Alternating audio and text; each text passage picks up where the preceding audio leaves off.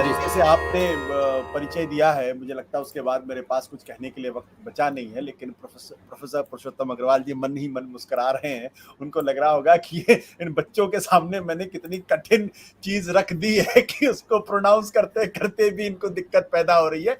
दरअसल ये है पुस्तक जिस पर हम आज चर्चा कर रहे हैं। इस पुस्तक का नाम है कबीर ग्रंथावली, और उसके नीचे एक शब्द लिखा हुआ, उसका मतलब है परिमार्जित पाठ। और संपादक फिर ऊपर लिखा हुआ संपादक श्याम सुंदर दास, और उसके नीचे भूमिका एवं परमार्जन पुरुषोत्तम अग्रवाल। तो अब आप ये सोच रहे होंगे कि किताब जो चीजें हैं, जो दोहे हैं, वो तो कबीर ने लिखे हैं, संपादन इसका किया है श्याम सुंदर दास जी ने, तो आखिर पुरुषोत्तम अग्रवाल जी इसमें क्या कर रहे हैं? तो ये हम सवाल उन्हीं से पूछेंगे, क्योंकि इन्होंने एक बहुत लंबी तकरीबन 114 पेज की भूमिका लिखी है। और परिमार्जन यानी जितना मैं समझ पाया हूं, उसका मतलब यह है कि कबीर के जो बहुत ऑथेंटिक जो उनका लेखन है, या उसमें जो जो इधर उधर चीजें थी, क्योंकि कबीर ने कई सिस्टमेटिक तरीके से एक जगह नहीं लिखी थी। वो बाद में उनके जाने के बाद उनके जो शिष्यों ने उनको इकट्ठा किया, इकट्ठा करने की उसमें कुछ चीजें, कुछ त्रुटियां भी रह गई, कुछ बाहर से भी चीजें आ गई। तो उन सब चीजों को एक ऑथेंटिक पाठ के तौर पर, एक बहुत ही सुनिश्चित पाठ के तौर पर कि हाँ यही कबीर ने लिखा है, और इसके अलावा कोई चीज इसमें ऐसी नहीं है जो वो नहीं है। मैं पुरुषोत्तम जी से पूछेंगे, वो सिर हिला रहे हैं। मैं क्योंकि मैं जान रहा हूं कि मैं ये जो बड़ा कठिन काम है आज इस पूरे मसले को समझाने का, करने का काम, या जो कहीं थोड़ी बहुत त्रुटियां रह गई उसको जो संपादन में रह गई उसको परिमार्जित करने का काम पुरुषोत्तम जी ने किया है। और पुरुषोत्तम जी कबीर के इस देश के शायद सबसे बड़े, अगर एक्सपर्ट कह दूं तो शायद बुरा ना माने, लेकिन कबीर पर उनसे बेहतर समझ शायद इस देश में शायद किसी की नहीं है। तो बहुत गहरे से उन्होंने रिसर्च भी किया, बहुत गहरे से उस पर काम भी करते रहे हैं। लिहाजा हम आज जानेंगे कबीर ग्रंथावली के, और उन्हीं से इस रहस्य का पर्दाफाश कराएंगे कि संपादन अगर श्याम सुंदर दास जी ने किया है, तो आपको इसको परिमार्जित करने की जरूरत क्यों पड़ गई, और क्यों इस पर आज चर्चा करें। धन्यवाद आशुतोष जी, धन्यवाद आलोक जी, धन्यवाद अंकुर, आप सब लोगों का बहुत आभार। कुछ चीजें स्पष्ट करना जरूरी है, और वो आपकी और अंकुर की बात से निकलती हैं। अंकुर ने जो गजल शुरू में पढ़ी वो कबीर की नहीं हो सकती, और द सिंपल रीजन कि वो भाषा ही आपको अगर देखें तो मालूम पड़ जाएगा कि अधिक से अधिक 18वीं सदी के अंत या 19वीं सदी के आरंभ की है।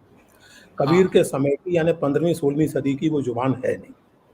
तो कबीर के साथ समस्या ये है, इसको हम जरा ध्यान से समझें और इसमें आशुतोष के सवाल का जवाब भी आएगा, कि कबीर का निधन हुआ 1518 में। कबीर की रचना का जो पहला लिखित पाठ हमें प्राप्त होता है वो है फतेहपुर पांडुलिपि, जिसको कहते हैं 1572 में, जिसमें कबीर के 15 पद लिखित रूप में संकलित किए गए। उसके बाद आदि ग्रंथ का जो आधार बनी पोथियां, जिनको मोहन पोथियां कहते हैं, या गोयंदवाल नाम के नगर से वो प्राप्त हुई थी पंजाब में, तो गोयंदवाल पोथियां कहते हैं। ये 16वीं सदी की, एक तरह से कहिए कि सन 16वीं सदी के 70 के बाद की बात है, 1573, 74, 75 से लेकर 82, 83 तक।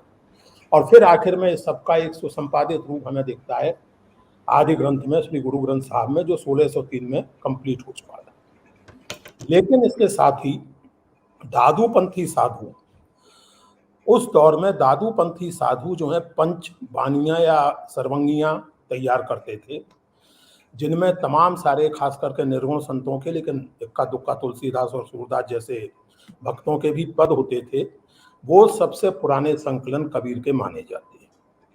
यानी ये कहिए कि आदि ग्रंथ, दादूपंथी पंचवानियां और सर्वंगियां, इन्हीं के आधार पर श्याम सुंदर दास जी ने अपनी ग्रंथावली तैयार की थी। और इसलिए उस ग्रंथावली में बाई द वे ये गजल नहीं मिलती है, और मिलनी भी नहीं चाहिए, क्योंकि जैसा मैंने आपसे कहा कि लैंग्वेज ही बताती है कि कबीर की नहीं हो सकती। लेकिन दूसरी ओर एक समस्या ये भी है कि कबीर, और एक तो ये भी मैं नहीं मानता, और मैंने अपनी किताब में कहीं ऐसा नहीं लिखा है कि कबीर निरक्षर थे, ऐसा माना जाता है, लेकिन ये संदिग्ध है, ऐसा मानने का कोई आधार है नहीं कि निरक्षर थे। खैर, ये सही है कि उन्होंने अपने हाथ से कुछ लिखा नहीं, और लिखा हो तो हमें अभी तक प्राप्त नहीं हुआ है। अभी हमारे पास जो है वो कबीर के हाथ की लिखी हुई या जिसके बारे में हम निर्णायक रूप से कह सकें कि कबीर के समय की लिखी हुई चीज़ है, ऐसी कोई चीज़ हमारे पास है।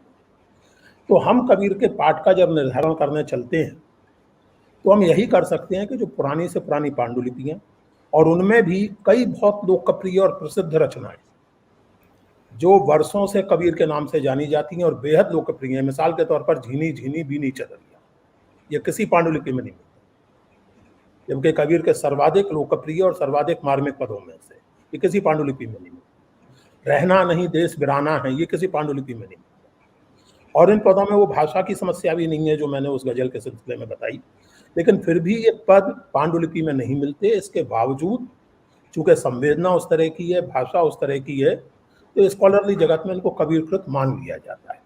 लेकिन अगर आप स्ट्रिक्टली लिखित ट्रेडिशन की बात करें तो उसमें ये पद नहीं मिलते। एक ये 2-3 चीजें हमें साफ कर लेनी चाहिए। अब रही बात ग्रंथावली के परिमार्जन की, तो आशुतोष जी मेरा ऐसा कोई दावा नहीं है और ये दावा कोई गंभीर स्कॉलर नहीं कर सकता कि कबीर का अंतिम पाठ है, कोई ऐसा दावा नहीं कर सकता। क्योंकि अभी मैं आपको बताऊं, हमारे मित्र यारोस्लाव स्ट्रैंड और लिंडा हैस 1620 की एक पांडुलिपि पर काम कर रहे हैं जिस पर अभी तक काम नहीं हुआ है, और वो उनका काम जो है हार्वर्ड यूनिवर्सिटी की मूर्ति लाइब्रेरी में छपने वाला है, शायद इस साल के अंत तक छप जाएगा। तो उसमें कई पद ऐसे हैं जो अन्य पांडुलिपियों में नहीं मिलते, अन्य पांडुलिपियों में कई ऐसे पद हैं जो उस पांडुलिपि में नहीं है। तो इस तरह के किसी निर्णायक पाठ, और जैसा मैंने इस किताब की भूमिका में भी लिखा है कि हम कबीर की संवेदना तक पहुंच सकते हैं और पहुंचते हैं, लेकिन कबीर के शब्दों तक उनको ज्यों का त्यों पाना, उनको एग्जैक्टली पाना हमारे लिए संभव नहीं तब तक जब तक कि हमें कबीर के अपने हाथ की लिखी हुई या कबीर के सामने लिखी हुई और उनके द्वारा अप्रूव की हुई पांडुलिपि ना मिल जाए, जिसकी संभावना फ्रैंकली स्पीकिंग बहुत कम है।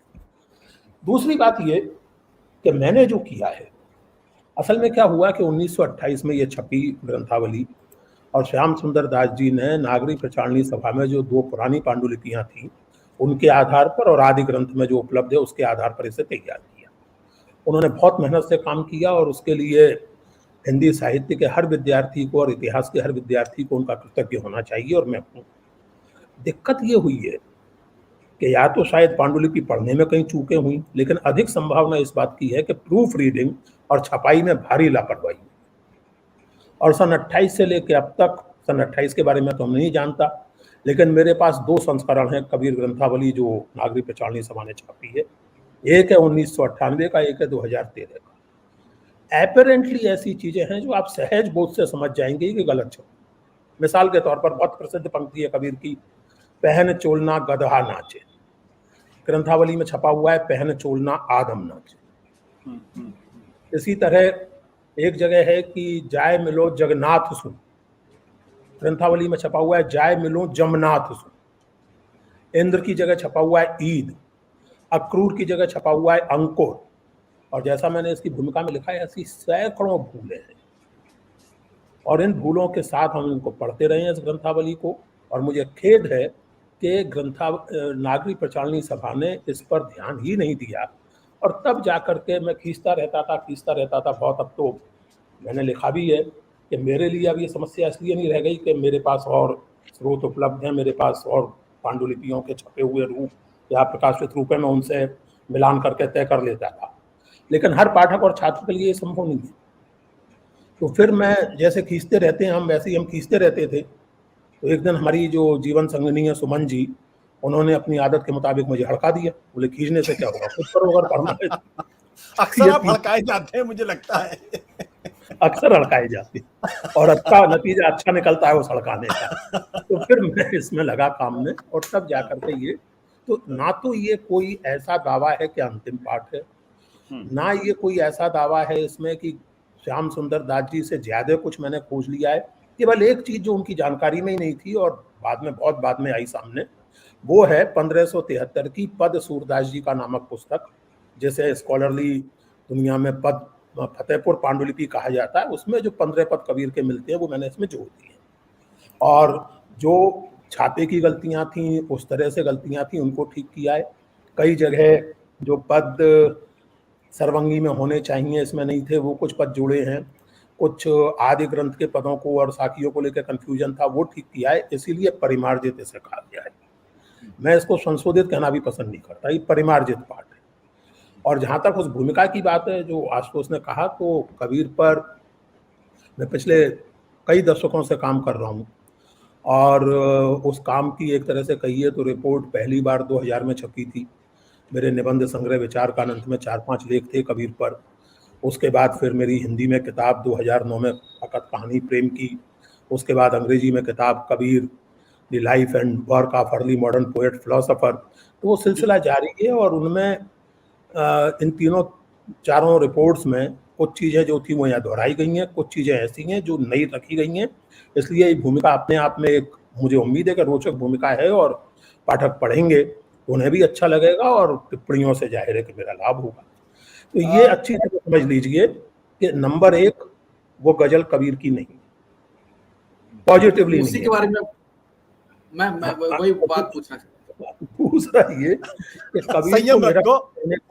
कबीर को निरक्षर कहने का कोई आधार नहीं है। ले दे के एक पंक्ति के आधार पर कबीर को निरक्षर लोग कह देते हैं, मसी कागज छुओ नहीं। तो एक दूसरी पंक्ति कबीर की ही है,